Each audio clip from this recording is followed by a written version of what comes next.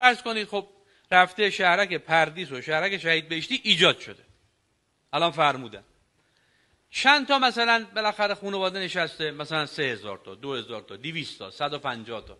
خب ما چه کنیم؟ برای آبش چیکار کنیم؟ ما رو روز قیامت یقمونو میگیرن، نتونستیم وقت مشکلش حل کنیم، به زور رفته گرفته و شهرک شده دیگه. حالا الان آقا مجوز نمیدیم بهش که آب بکشیم براش، مجبوره بره از یه جای دیگه بکشه ببره. اینا چیزایی است که بابا جان من باید بشینیم آقا پیشنهاد بدید، بگید آقا جان اینجا رو شما دستور بده، من میدم. بذار یقه منو بگیرن دیگه، بیا یقه منو بگیرن، بگن آقا چرا این کارو کردی؟ اگه نخل لودره بذارید زیر شهرک رو جمع کنید دیگه.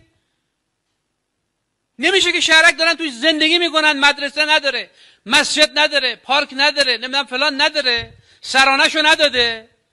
بعد ما هم نشستیم، حالا میایم تو این جلسات گزارش میدیم، اینجاش کجه، اونجاش راسته، اینجاش اینجوری شده، اونجاش اونجوری شده.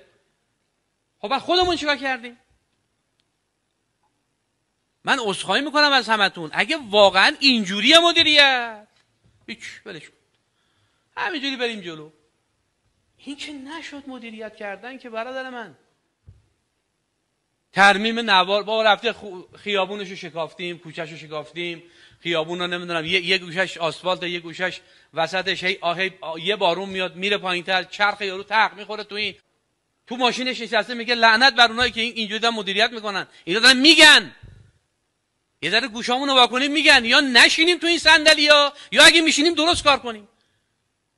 حالا غیر نمیتونیم بهش بدیم. چرا نمیتونیم؟ آقا بنویس بیار بگو نمیتونم بدم، من بنویسم ببر بهش بده، بذار پلیس بیاد منو بگیره، بذار دادگاه بیاد منو بگیره، بهش بده، بذار بره انجام بده.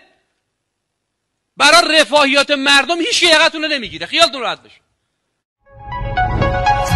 پیام نیوز، اولین و جامع‌ترین پایگاه خبری شرق استان سمنان.